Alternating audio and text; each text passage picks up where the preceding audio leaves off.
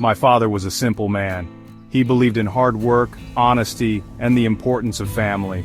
He poured his heart and soul into building our family home, brick by brick. It was his sanctuary, a testament to his love for us. I remember the day he sat me down, his eyes filled with a mix of pride and concern. He told me about his will, how he wanted to ensure the house remained in the family, a symbol of their love and unity. My father worried about his second wife, my stepmother, Evelyn. She was a woman of different priorities, more concerned with material possessions than sentimental value. He made me promise to protect his legacy, to ensure Evelyn never sold the house. I gave him my word, vowing to honor his wishes, little knowing the storm that awaited us. My father's passing cast a long shadow over our lives. Grief washed over me, a tidal wave of sadness and loss. As we mourned, Evelyn remained oddly detached, her grief seemingly superficial. Her true colors began to surface in the days that followed. She laid claim to the house, her voice dripping with entitlement. This house, my father's pride and joy, became a source of contention. Evelyn's greed knew no bounds. She wanted to sell the house, to cash in on my father's hard work. Her disregard for his memory, for his values, filled me with anger and a deep sense of betrayal. She saw dollar signs where we saw memories. How could she not understand the significance of this house, the love and laughter it held within its walls? Evelyn's transformation was startling. Gone was the facade of a grieving widow, replaced by a cold, calculating businesswoman. She saw the house as her ticket to a life of luxury, a chance to erase her past struggles. I tried to reason with her, to appeal to her sense of decency, but my words fell on deaf ears.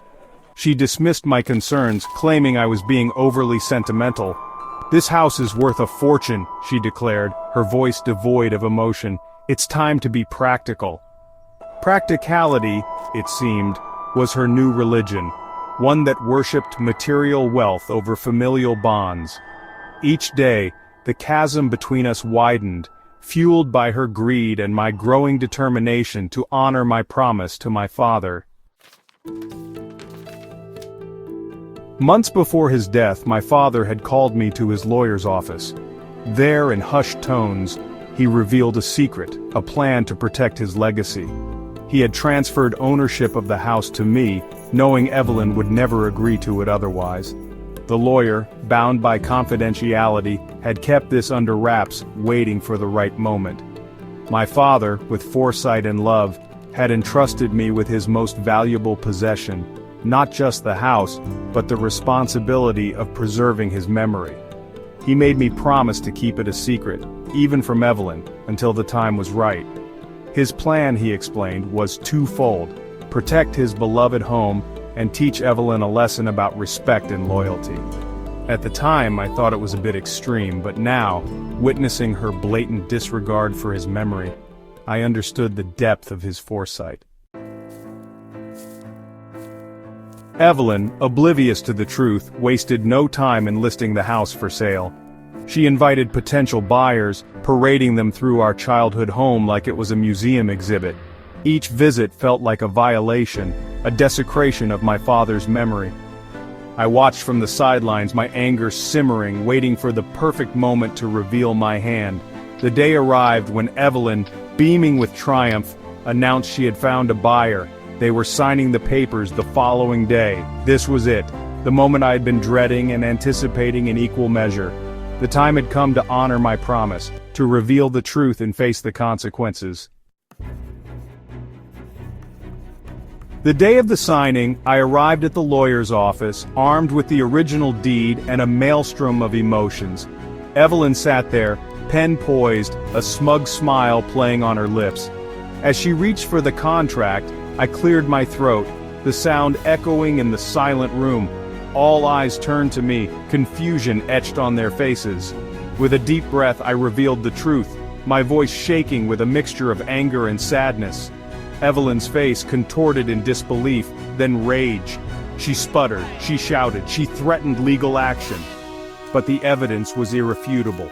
The house, my father's legacy, was mine. The lawyer, a witness to my father's wishes, confirmed the story. The blood drained from Evelyn's face as the reality of the situation sunk in.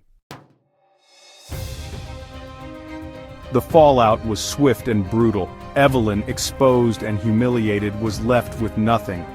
Her greed had blinded her to the truth, to the values my father held dear.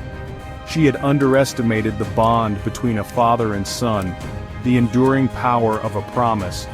In the end, she was a victim of her own making, her disrespect for my father's legacy leading to her downfall. The house, now back in our hands, felt different. It was no longer just a home. It was a symbol of justice, a testament to the enduring power of love and loyalty. We decided to honor my father's memory in a way he would have approved of. We donated the house to a local charity, a shelter for homeless families. The house, once a source of conflict and pain, was now a beacon of hope for those in need.